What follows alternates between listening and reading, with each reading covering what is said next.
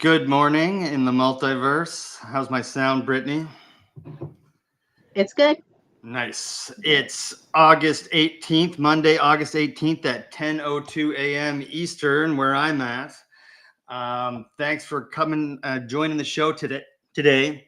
I'm excited because we have a veteran of the multiverse, Mr. Marc Young, on to share some exciting new research related to the Younger Dryas Impact Hypothesis, addressing two key criticisms of the hypothesis with new data. I'm really excited to hear about it. But first, Marc, how's it going, man? Welcome back to the multiverse. Yeah, thanks for having me. It's going pretty good. It's getting pretty late over here in South Australia, but looking forward to getting into it with you. What time is it in South Australia? It's 11:30 at night, so... Oh man, thank you so much for doing this. Yeah, I appreciate it.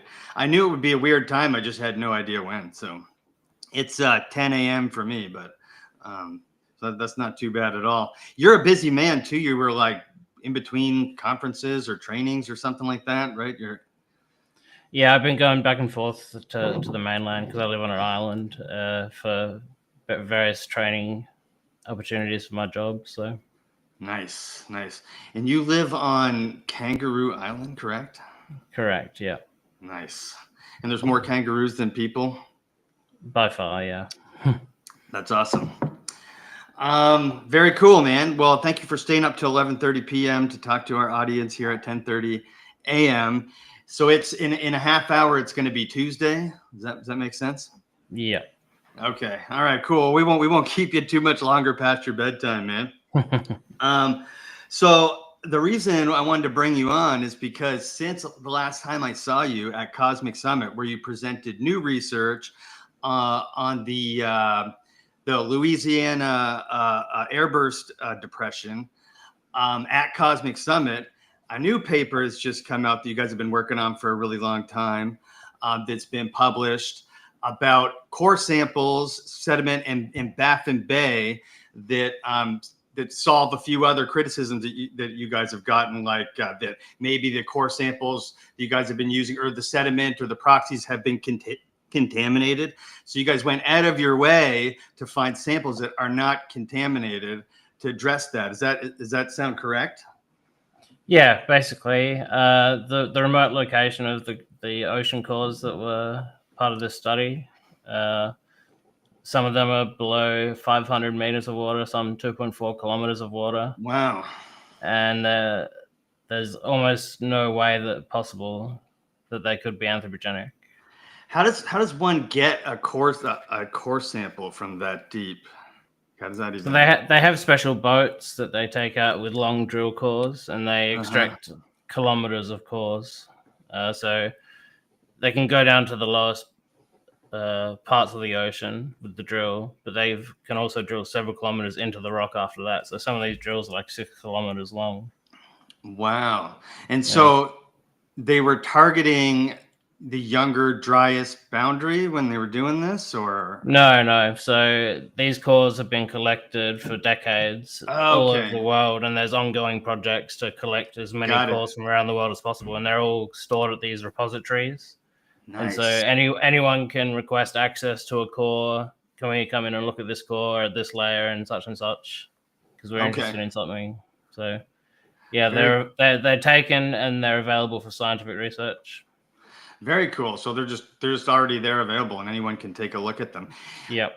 That's cool. So before we get to that one, I wanted to just have you kind of just briefly tell who doesn't already know what's the Younger Dryas Impact Hypothesis, what are impact proxies, what's the Younger Dryas boundary, that kind of thing. Sure. I have a bit of a PowerPoint I can share. Cool. That helps things. That helps. That helps a lot. By the way, if you're in the chat, we've got a new option. You can super chat. Somehow we've been lucky enough, and we're grateful enough to have enough hours that's now available. So, but if you're in the chat just to say hi and like and share, we really appreciate that stuff as well. Alrighty. Yeah, so the Younger Dryas is the latest of what's called a Dansgaard-Oeschger event, and you can see all these oscillations. Can you see my screen, by the way? Yeah, we got you. Cool. So all of these back and forth oscillations over here, they're known as DO events or Dansgaard-Oeschger events, and they're characterized by a massive jump in temperature by a massive plummet in temperature. Okay. And this is in the northern hemisphere, right?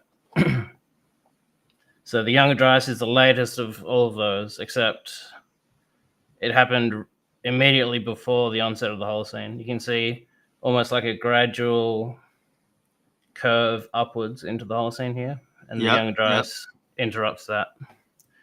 So it's a period of 1,200 years where temperatures plummeted by up to 8 to 10 degrees Celsius in the northern hemisphere.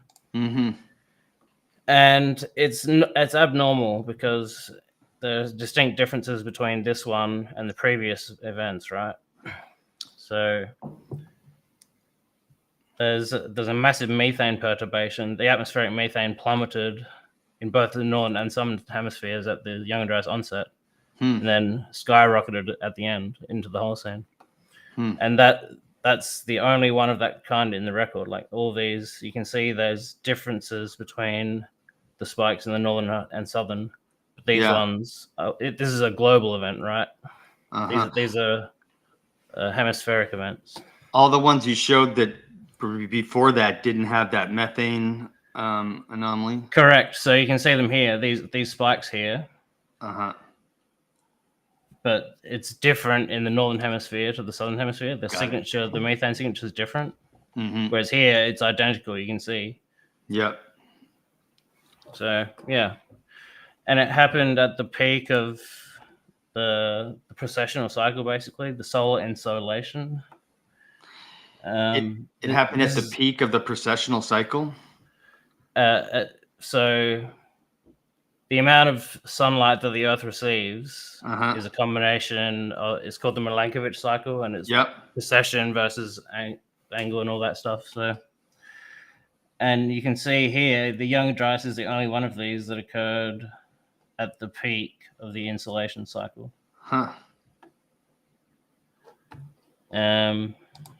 Yeah, and so it's marked by distinct transition in vegetational species, a distinct extinction event in megafaunal species, and a global population collapse as well. So previously it was thought that, so it's been known about for a couple of hundred years, and previously lost my train of thought there for a sec. It's 100,000 years, you said? Previously been known No. about for So 100 years, I mean? Been known about for 100 years. Yeah, They discovered it. And so the conventional explanation for it is that a massive release of meltwater from the ice sheets, because the density of water, fresh water and salt water, is different. So the fresh water sits on top, right? And that prevents the heat exchange with the atmosphere, which leads to massive cooling. Got it. So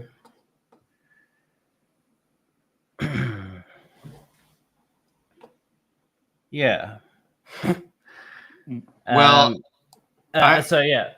so we think that the collapse of that ice sheet was because of the impact event. Okay. But other people don't have an explanation for it. They just say, these glacial lakes all overflow at the same time, all through North America, the same 3 to 4 different routes of meltwater from the same glacial lake. Well, what's exciting is that you guys are starting to come out with research that backs up your claims and addresses like criticisms, like that one, right?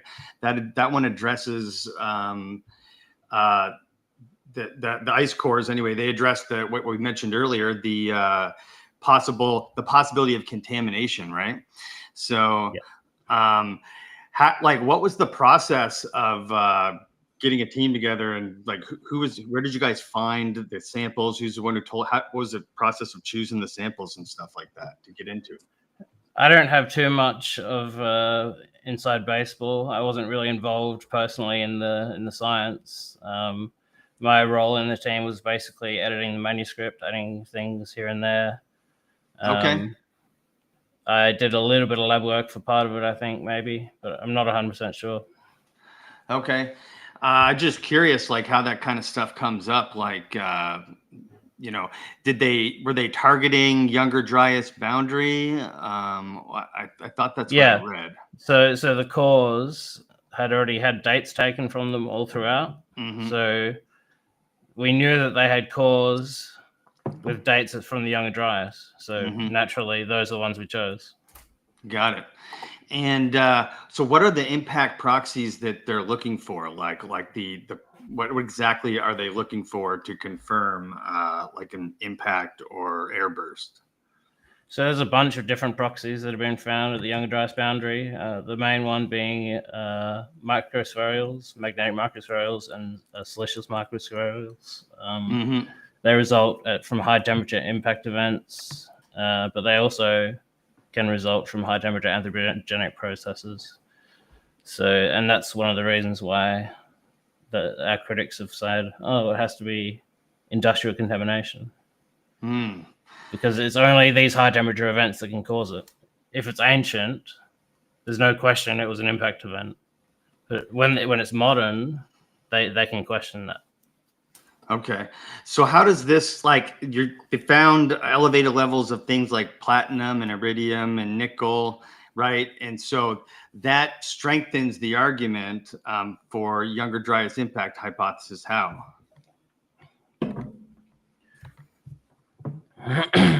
I missed part of the question there. I think you lagged a bit. Oh, no worries. So on the study, they found platinum, iridium, nickel, I read. Right. Yes. How does this strengthen the Younger Dryas Impact Hypothesis argument as far as like where they found it and that kind of thing? Like, what does this add to the puzzle? Yeah. So these elements are highly siderophile elements, which means they bind to iron. So in the early stages of the Earth, as the iron core was sinking towards the middle, it took all of these precious metals with it. And so platinum, iridium, all those osmium, rhenium, all those platinum earth group elements and rare earth elements. They're abundant out there in space, but not here on Earth.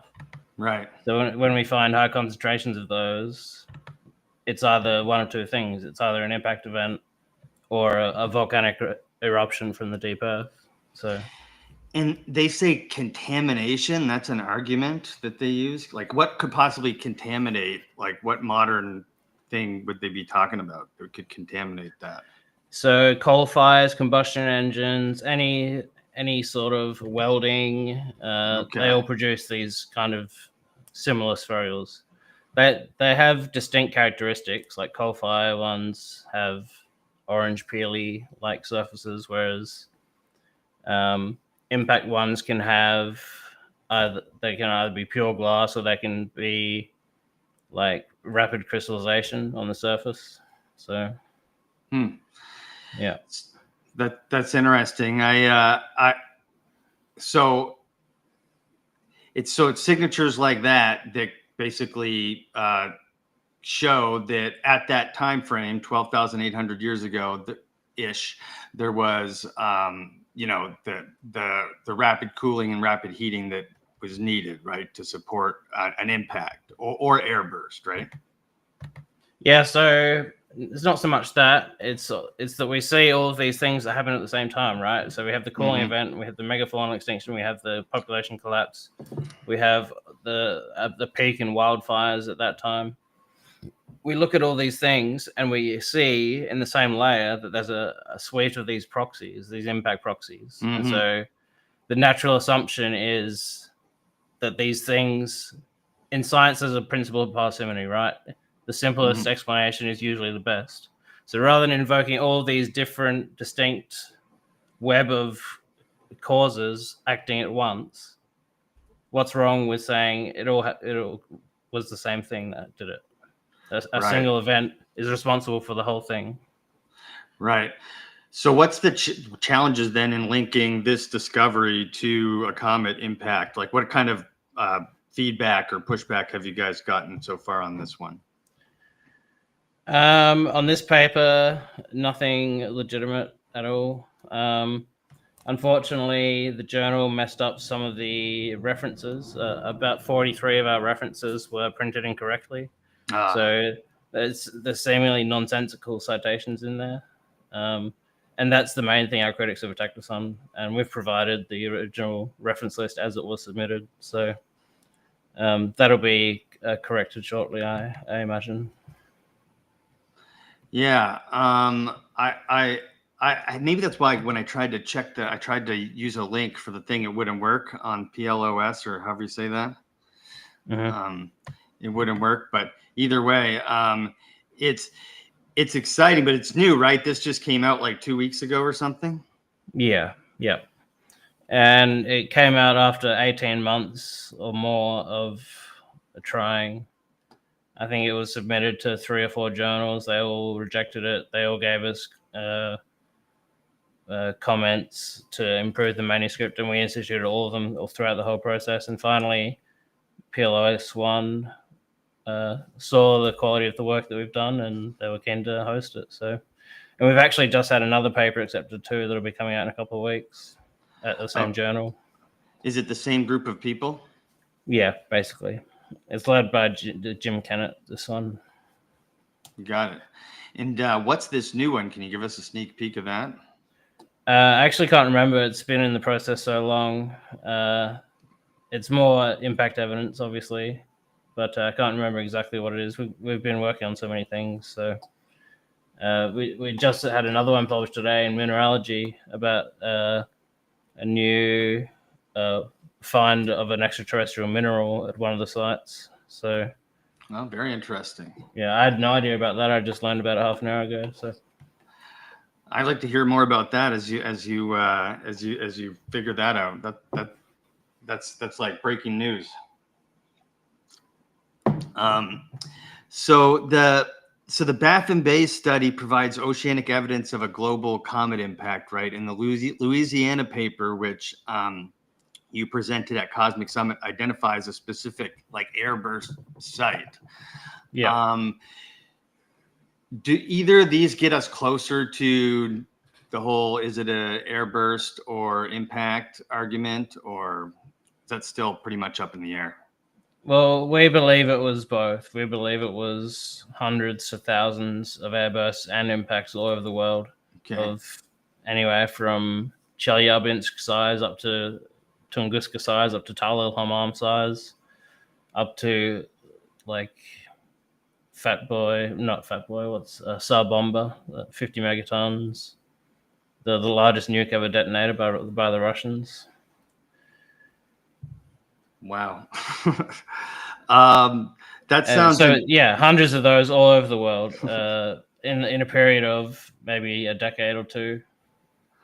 Okay, that's the part where like sometimes it gets lost in the shuffle. Like, is it like, does this happen in like, I don't know, a catastrophic 2 weeks, or like in some of myths and stories, or does this or even some people's scientific estimations, or did this happen like over a course of like 100 years? You know what I mean?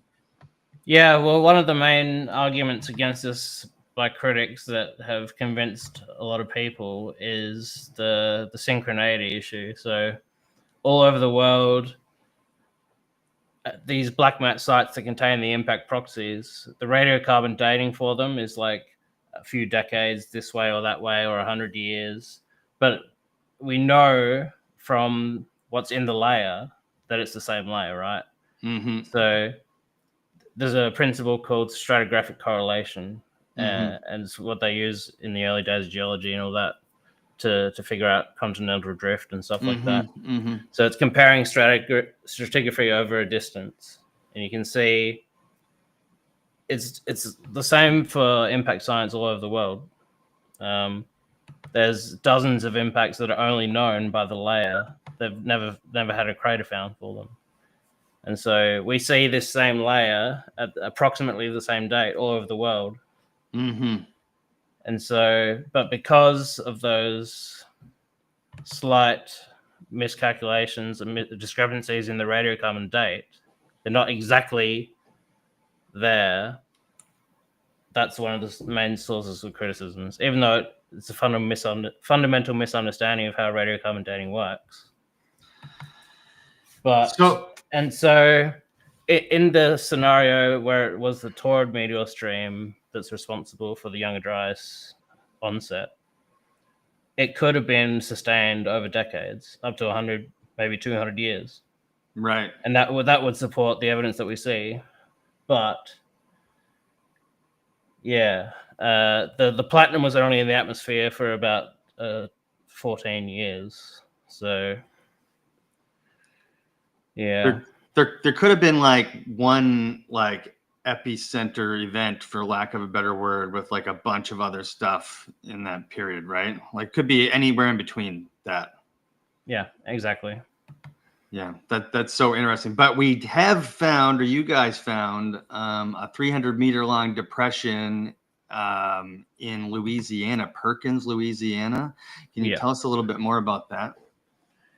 Yeah, so probably more than a decade ago, a guy called Robert Fitzenreiter approached the Comet Research Group, and his land, his land he inherited from his dad. He found some really strange deposits in a couple of places, and so he wanted the Comet Research Group to come out and have a look and say what they think is this impact glass that he's seeing.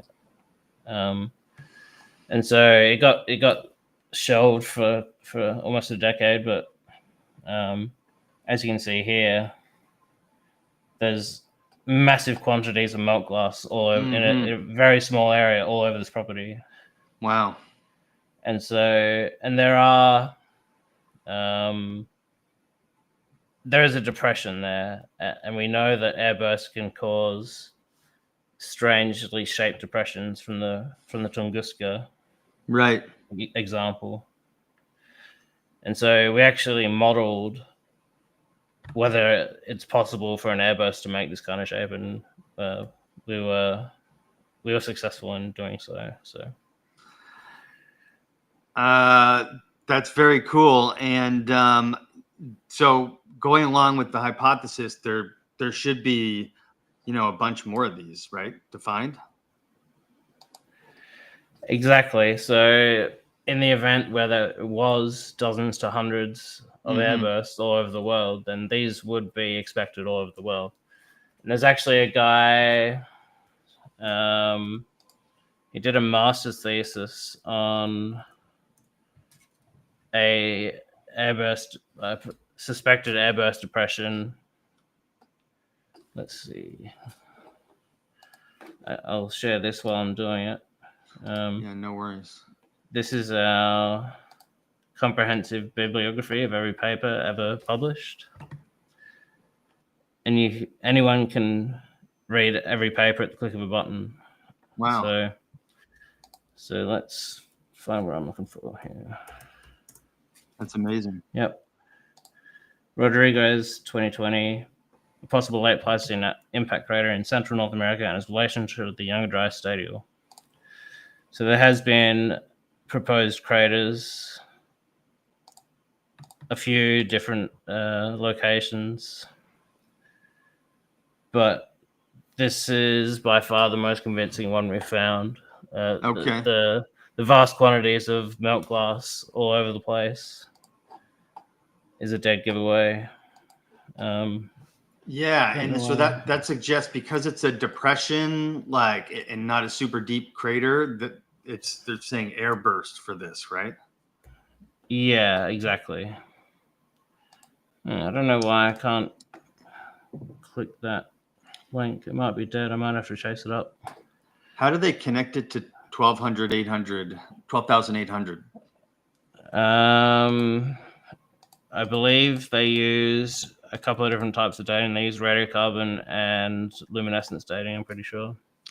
I for some reason I can't open it at the moment. I'd have to go on a hunt for the paper and fix the link.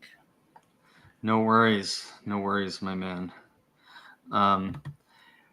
Just shout out David Stig Hansen, $5 super chat. Really appreciate that. That's a new function on the show. So anyone who does it goes straight into us funding, floating this boat for another year. So thank you very much. Yeah, and so what is there any, do you know of, is there any other hunches on, because after a study like this, it should lead to looking for more, this should make finding the next one easier, right? And so they more know what to look for and where to look. Is there any hunches or any ideas on where to find the next one of these?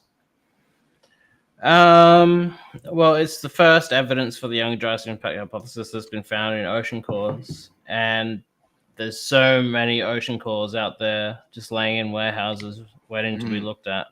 Got it. So any that cross the Younger Dryas boundary will be of interest. And early on, when I was getting into this research, I was debating someone on Twitter about it, and they were an oceanographer, and they were saying, well, I haven't seen any evidence for this in ocean cores. Show me the evidence in ocean cores. And we finally have it. And technically, because it's the first time we've looked for it and we found it, we have 100% replication rate in ocean cores. So. Right. And he wanted ocean cores because that's most likely uncontaminated. And everything else was taken from where? Well, his reason for wanting that is because if it was a global event, it should show up in the ocean, right? Right. All of these proxies are all over the world. So where are they in the oceans? They should be in the oceans too. So, okay. It's the first ever crater found to support the Younger Dryas Impact Hypothesis. And so that's a pretty big deal, right? Yeah, personally, I still think Hiawatha Crater shows good promise. Yeah. I don't put much stock in the dating that they've come out with. They dated it to 56 or 60 million years ago. Okay. And so that just goes against all of the other research that's published on it. So for one thing, they found Pleistocene organic matter that had been modified by an impact, right? Mm-hmm. So if Hiawatha was to be 60 million years old, it's a time-traveling impact crater, because how can Pleistocene organic matter be impacted 60 million years ago? 2.5 million year old organic matter. Right. Yeah. And there's so many other reasons why Hiawatha is still promising. It hasn't been directly dated. It's only been dated from sediment that's been washed out of it. And so you feel like it's still a candidate for a Younger Dryas era impact or airburst? Yes. And have they, like, is that door been closed? Meaning, like, academically, have they been like, yep, nope, it's at this time and this date? Unfortunately, it seems like it. Until enough ice melts that you can get in and drill the crater directly, we won't know the true age of Hiawatha. Why do you like it as a candidate? Well, there's so many reasons. Let me pull this up real quick. So I'll actually show it.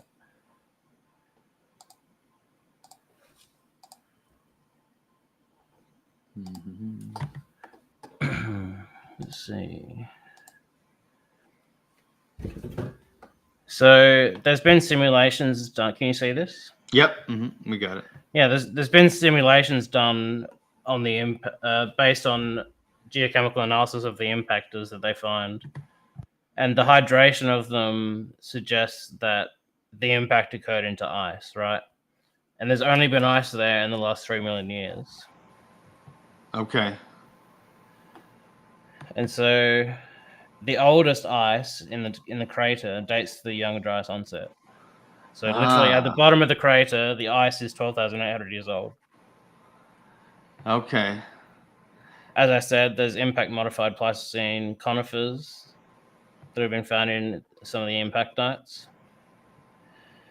And I mean, there's still geothermal heat emanating from the crater. It's figuratively still smoking. What? And so it's a pristine crater, right? The geomorphology is sharp. There's an obvious central uplift, and there's minimal erosion all over the crater. And that doesn't happen. You can't have a crater that young, that pristine, after trillions and trillions of tons of ice have bulldozed over it for 3 million years. How long? How is it? What's the official date again? 58 million years ago. And it's basically still smoldering? Yeah. And they want us to believe that. Huh. And so where they sampled the sediment was from this outwash here. You can see this little stream running out of it here. And so they've gotten a lot of grains that date to 58 million years ago. And at the time I said, well, what if that's because the grinding of the ice over the crater has pushed sediment from much older impacts upstream of the ice into Hiawatha crater, and then it's drained out the bottom. Okay. And then that my theory was proven when a year later they found impactites that are 1 billion years old in that same outwash channel. So they have grains from 2 different impact craters, one 60 million years ago, one 1 billion years ago, in that same outwash channel. And if this is as fresh as we think it is, there wouldn't be any erosion yet. Right. There wouldn't be enough grains to be found out in this outwash channel. And so there is another crater just upstream. This here is a crater, and it's just upstream from Hiawatha. And this is much older. It's much more eroded. Oh, yeah. So yeah, that's why, in my opinion, Hiawatha crater has not been ruled out. Unless you directly drill the rock below the crater, you can't get an accurate date. And is there any technology on the horizon, or we just have to wait for the ice to melt? We can do it now. It's just very expensive. Very expensive. Very expensive. Got it. And you suspect it would date right back to, it would be a bullseye. I strongly suspect that, yes. Interesting. But this one, Louisiana one, is proven Younger Dryas Impact boundary. There is strong evidence based on the dating from the site that it does date to the Younger Dryas boundary. Very cool. Yeah. And so what's next on that for the team as far as like looking into that? Just more core samples, or plan to check out more core samples that are I'm out not there? sure what other work we'll be doing at Perkins. I'm sure we've got boxes and boxes of samples from there in the queue waiting to be analyzed. Like there's always a lot more material than we can ourselves. So there's a lot of research planned over the next decade or so. It's all planned out. I forget about that often. Like, I'm like, why don't we just do it? It's because somebody's got to do it, right? Somebody's actually got to do the research. Yeah. That takes time, and you got to be meticulous, and you need funding and stuff like that. And you guys, the Comet Research Group, are kind of doing this on your own, right? Yeah, basically, we don't have any big funding grants or anything from universities. We rely exclusively on private donations. Mm-hmm. Every cent donated goes to scientific research, hiring the instruments to run the analyses on these things. No one at the Comet Research Group takes a salary. Pretty sure Alan manages most of it by himself. Actually, most of the funding runs through Chris Moore's university because we had a generous benefactor who donated a couple of million. So he's funded a lot of our research over the last few years. Well, good, because it seems like no institution or university wants to back research about it. Is that still a thing? Like, that's why you left your PhD, but is that still a thing? I missed the first part of that, sorry. I said, is that still a thing? Universities not wanting to back any research about this that verifies? Personally, I haven't experienced that. My supervisor was always supportive of the work that I did when I was at uni. Mm-hmm. But certainly, a lot of the voices against the Younger Dryas impact research hold a lot of sway in their circles. And so these are the guys who have friends on all the committees, the funding committees and all that stuff. So all they need to do is send one email to these guys and say, this is bunk research, and they won't get funding. And that's how it's been since maybe 2012. Yeah, I watched a video by this Anton Petrov guy who I watch his stuff occasionally, and I don't know why specific interest in Younger Dryas Impact. He usually does, like, I guess, space-related things. And I thought he gave you guys mostly a fair shake, but one of the things he pointed out, which I thought was unfair, was he was like, he talked about the two different papers, and he was like, and these are the same group of people who have been pushing for this research for a long time, and they did this paper here, and it's like, yeah, so what? What's the problem with that? Yeah. And they say, oh, this group of researchers, but there's over 100 of us now who are proponents of the Younger Dryas boundary who have published on it.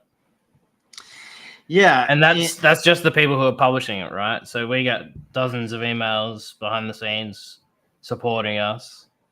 It's only a small group of particularly vocal people that have really spoiled this. And it's all based on bullshit. And I watched Anton Petrov's video about it.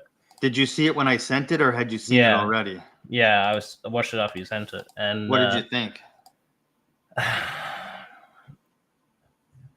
There's about 7 or 8 points of misinformation that I actually contacted him on Twitter and said, Hey, I'd like to talk to you about your video. You got a few things wrong. It sounded like he grokked like all the. Yeah, it really does Basically. sound like. Well, Doesn't he's been making videos on the YDOH for a long time, actually. So I'm sure he's followed the research over the years, but he's only heard what the critics say about it. Yes. He hasn't heard the pushback against the critics. I'm fully knowledgeable on the entire thing. So it definitely sounded to me like he grokked. Like, what are the main critiques of of Younger Dryas Impact Hypothesis? So did you like reach out to him directly in a DM or like? Yeah, well, he hasn't been on Twitter since 2023. And he hasn't posted on Blue Sky in 7 months. So I figured I'd try him on X, and I mean, even if he does see, he might not reply. I think he might be on Facebook too. I don't know. I'll take a look. All right. For you. Okay.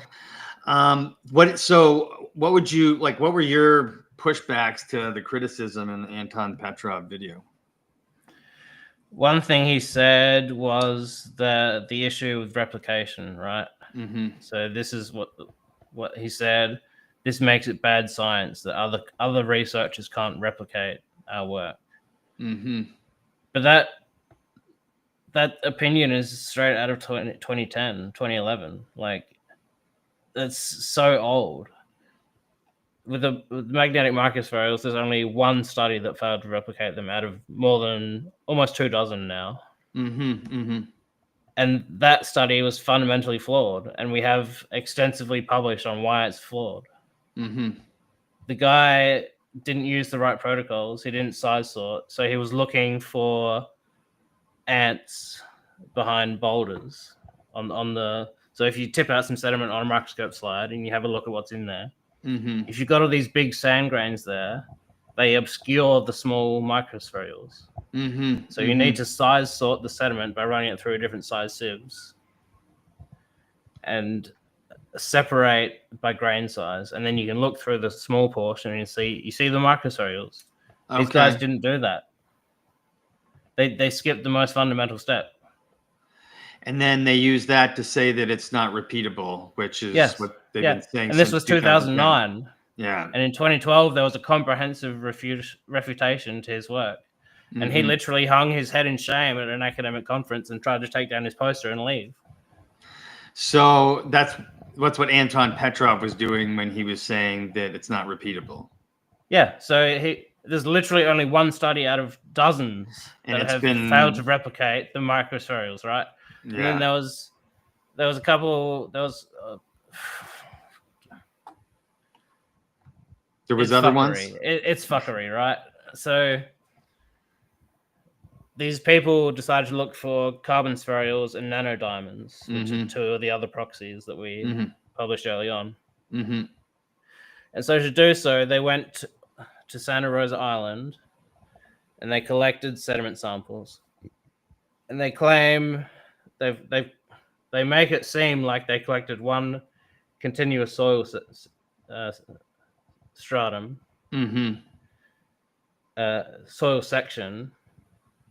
But what they did was they took this layer from over here, the next layer down from 7 kilometers away, and then they combined it all into one single thing. And then they looked through it and said, "Oh, we can't see the Younger Dryas stuff in here." And so they used this Frankenstein sediment section to publish 4 or 5 studies of all these different proxies that they couldn't find in there. And these are the only people who have failed to find. I hate to put my hat on, my tinfoil hat on, but I mean, that seems like on purpose, doesn't it? Yes, it really does. It does. Doesn't it? Yeah. Like it seemed deliberate. There's no other interpretation that makes sense. Yeah, because these guys are scientists. They've been doing this their whole career. They've been looking at sedimentary sections their whole career. Yeah. They know how to whip some shit up. They know how to do a hatchet job. They've probably done it before, right? It probably happens more than you'd think. Yeah. They're like, "Oh, we need to do a couple quick papers on so-and-so at University of What's It's Nuts," and like, that's very frustrating, man. That's really frustrating that they did that in 2009, 2010. And then in a video about your guys' paper that was put out 2 days ago by a guy with a big channel, was saying that. That's crazy to me. Yeah. And I mean, he's, like I said, he's followed the debate. He's heard from the critics mainly. And from the critics' point of view, I can understand why you would think that, but they've been fed bullshit. The critics talk bullshit. Yeah. What are some other examples from the Anton Pentrov vid that like you were like, no, that's bullshit? I'd have to go back over it. I think he didn't do a good job of representing what we claim about the theory. One thing he said, one of the lines of evidence against the YDIH is, oh, well, this paper says it was an asteroid when this paper said it was an airburst and all this stuff. And why does that matter? It's he's mischaracterizing for some reason. We're looking at a suite of evidence that we found, right? So Yeah. if you see something on the ground, you say, how did that get there? Mm-hmm. And then you explore all the options of how it got there. Mm-hmm. And that's what people have done for the last 2 decades with this. They see all this evidence out there, and we're trying to find ways to fucking explain how it got there. Mm-hmm. And so what? It doesn't matter if it's a fucking comet from the torrid stream or like a rain of cometary debris. It doesn't matter if it's one big one into higher one. It doesn't matter. We'll work it out eventually. But we need to recognize that something fucking happened. Right. Yeah, because it really, when you get hyper focused on that, when it comes down to brass taxes, it doesn't matter. You guys are showing data and proof that something happened. Yeah. And it does need to be recognized. And it's a little bit mind-boggling that it takes like a group of like 100 ragtag guys, like gals, spending their own money doing stuff without the backing of an institution or major funders or stuff. But you guys are getting some funding, right? I mean, how does the Comet Research Group go about like fundraising and stuff? We have a GoFundMe at the moment, I believe. I probably should have the link for that. You might be able to find it out there. Brittany can probably find it for us right now. Yeah. I know it was announced or advertised at the Cosmic Summit. I put a link in the chat on the Comet Research Group. There's a donate page on there too. Yes. So it's in there already. Yeah. And they have a really cool website that teaches you all about the Younger Dryas and the Younger Dryas Impact Hypothesis in a really well presented way. You could teach like a 10-year-old about it using it, and it gives you all the pertinent information. I really like that website. I spent a lot of time on there. Yeah, you got 100 sounds like a lot, but in the grand scheme of things, when you're talking about all that 100 have other jobs at other places and family and stuff like that, there's no dedicated like besides you guys group of people who are looking into this. It just blows my mind because like we have so many, like we see stuff like Randall was talking about, like stuff we just miss. We find stuff we just miss that barely passes the Earth all the time. We're like, oh shoot, we just missed that one, right? We know we go through these shooting galleries a couple times a year. There's so much evidence. There's new technologies like new telescopes and stuff. Like I was looking into this Rubin Observatory that takes like more more megapixels than any camera ever built, but they're able to use like stuff like this to expand our knowledge of like what's in our cosmic neighborhood. But like it should be the #1 priority of like the major civilizations to like have a really good beat on like what's potentially hazardous or not, right? Yeah, it's pretty scary to think that objects Tunguska size, larger, smaller, as soon as they we don't see them until they've already passed, right? Particularly cometary objects, because they're they're darker, they're more absorbent, Yes. and so they're much harder to see. It's not like a shiny metal asteroid you can see from a long way away. These things are dark, and they sneak up on us. And our telescopes are getting better, but they're still not to the point where they're foolproof. And you see it every few weeks. Yeah, I heard we got hit with an asteroid or a comet like every 3 days or something like that. So it's wild to think about.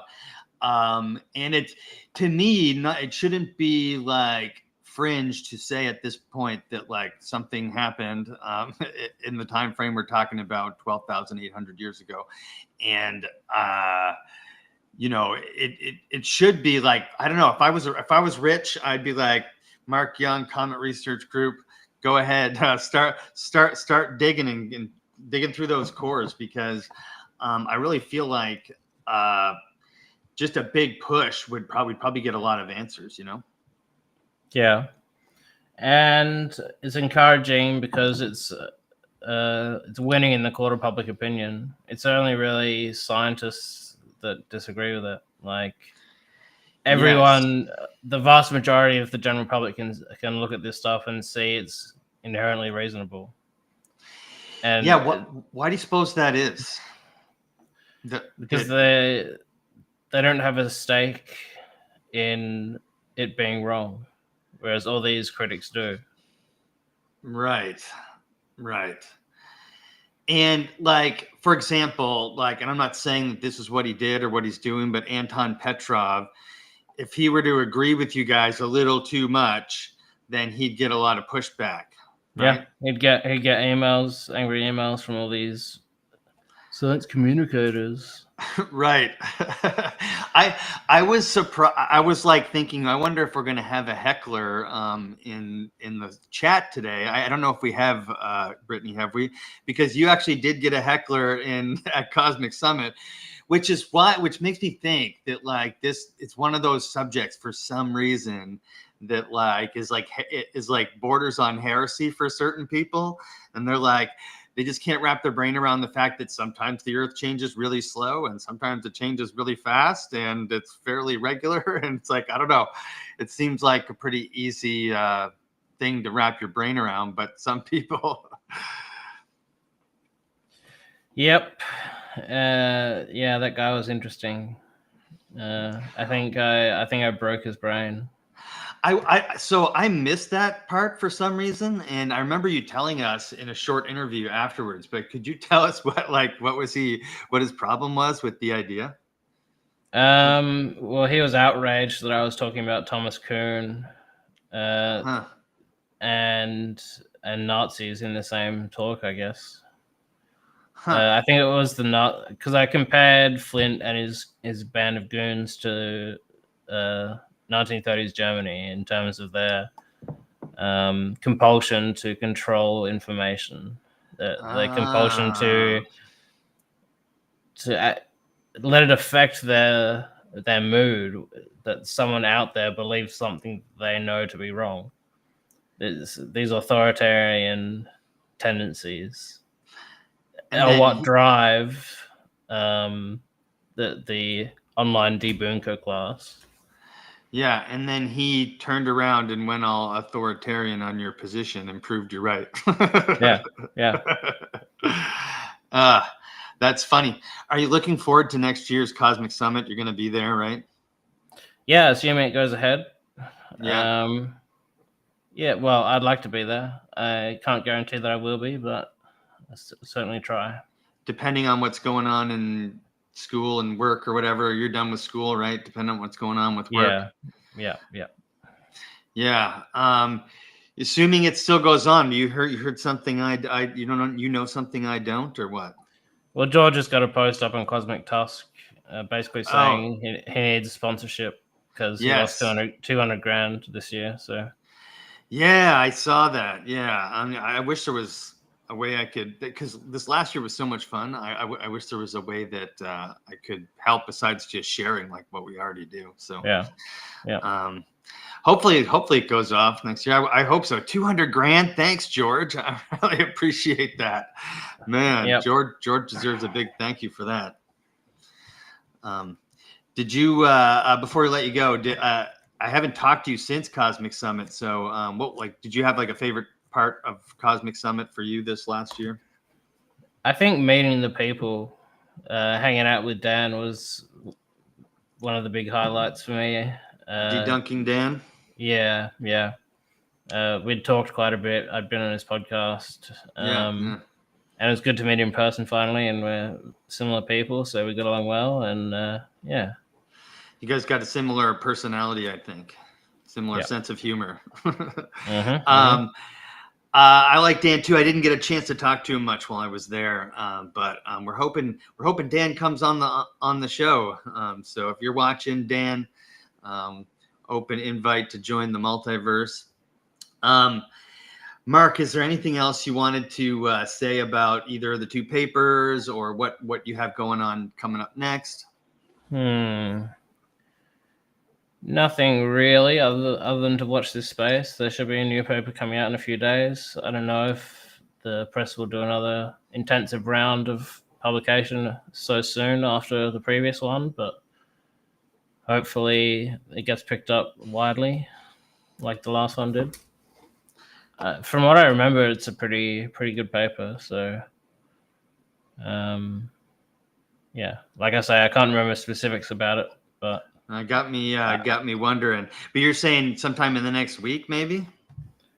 I assume so. I haven't heard a particular date for it, but it's definitely on its way. Okay. And what's next for Mark? Hoping to start so at Cosmic Summit, the other highlight would be Dr. Stephen Collins offering me a PhD to study Tal al-Hammam. So, gonna get that ball rolling, and hopefully I'll end up with a master's and PhD out of it. That was a connection you made at Cosmic Summit? Yeah, so I met him in 2023 at Cosmic Summit, and Wow. we've talked ever since. And what's the school? So it's Veritas International University. And you're hoping to start that like in the coming year or what? Yeah. Yep. Waiting on a couple of things to come through. So there's a thing now called PhD by publication, and previously PhDs you had to write this massive dissertation, 100,000 words, all this stuff. But these days there's an option. You publish 3 or 4 papers that would be your chapters in your PhD, and you get awarded your PhD from that. Okay. So, and they've got the accreditation for the dissertation style, but they're just waiting on PhD by publication. So I'm probably going to wait until that comes in to enroll in the PhD there. Okay. So do you have any idea what you're going to write about? Well, I have a lot of things I can choose from. Yeah. So one thing it's really interesting archaeologically is that pieces of the same pottery vessel are distributed tens of meters apart at different layers. Like one's like a meter lower than the other shard of the same vessel. And you never see that archaeologically. That's unheard of archaeologically. That only happens in very specific circumstances, like an airburst event. Okay. And so that aspect of it, you could probably do a PhD just on that aspect. Personally, I'd like to get a close look at some trinitite, some of the melt glass from the impact event that destroyed the city. There's animal bones. I don't know if you saw Dr. Collins' talk. If you've seen him over the last few Cosmic Summits. No, I don't think so. But basically, they've got hundreds and hundreds of bone fragments from the site, human, animal, all this stuff, and they've sent them off to the world experts on bones, right? And these people have seen bones that have been cooked, that have been exploded in TNT, any sort of thing you can do to a bone. These people have seen it, and they've all said to Dr. Collins, "We've never seen anything like this." Hmm. And so, yeah, it'd be good to do some work on those bones too. But If you could choose between the bones and the trinitite, is that what you said? yeah. Which one would you choose and why? It would depend on which one there's more data for. Okay. I think I'd like to do both of them, but probably the trinitite. Trinitite. Hey, Tammy. Hey, Tammy. The trinitite sounds exciting to me too. If you could get those bad boys under your microscope, you have any idea what you'd be like trying to find out?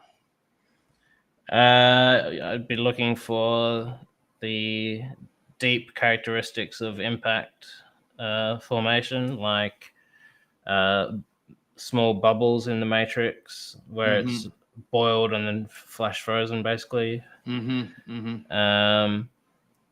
the outside textures, like when these melt glass is splattered onto vegetation, it actually preserves the pattern of the vegetation in the melt glass too. Okay. So yeah, there's a lot of things you can do with that. That sounds like fun. That sounds like a lot of work. Yeah.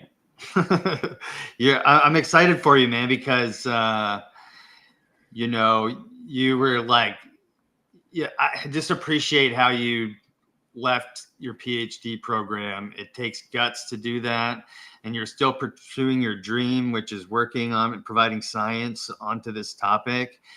And I hope that works out for you getting your PhD through this other route, because you deserve it. Yeah. And it's really a dream come true, because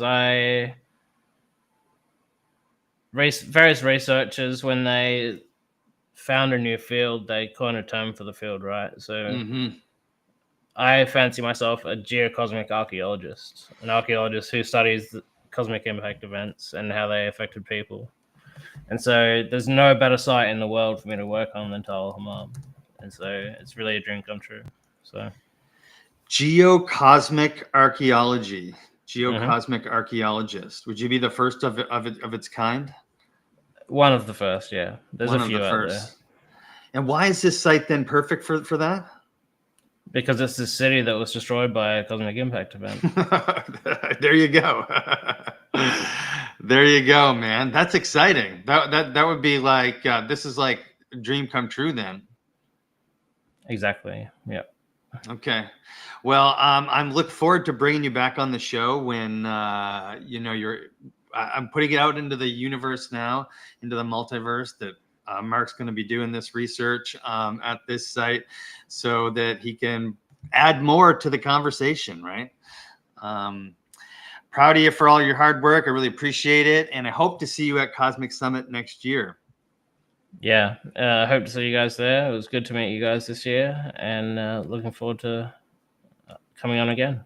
All right. Thanks for joining the multiverse. You can, Brittany probably put all the support the show stuff in the chat. Yeah, we're going live again Thursday night with Jeff up north. Putting on little outro tunes. We're going live with Jeff up north to talk a little copper.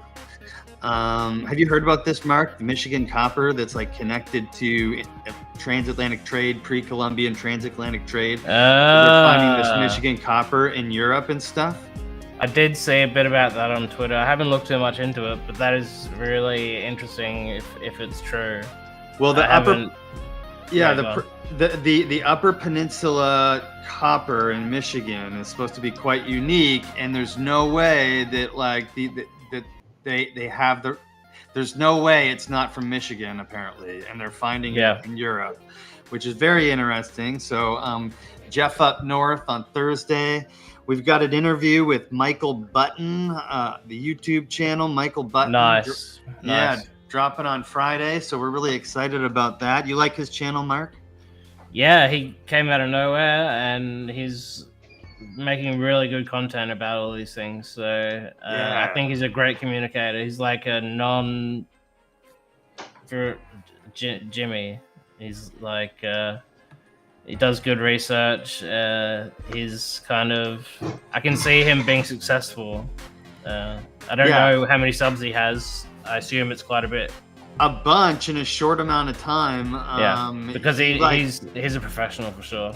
He's been doing this as long as we have, and he's like in the 50,000s or something. And he makes really high quality content. He's got a great voice. He's got a good look. Michael Button, check him out on YouTube and on X. So that's dropping on Friday. Got a lot of fun things happening in the multiverse. Check out Marc's paper where? PLOS One, a 12,008-year-old layer with cometary dust. If you search that, you'll find it. Yep, and Brittany's probably going to put a link to it possibly in the description or the chat. But hey, we're finding more evidence that not only proves impact or airburst during the Younger Dryas time, but we're also pushing back against the major critiques, like where is a crater? Well, we got one now, right? What about the contamination? Well, we've got evidence it's not contaminated, right? So let's keep bringing it in from the Comet Research Group. Congratulations on the publications. We're looking forward to bringing you back on in the future, Marc. Thank you.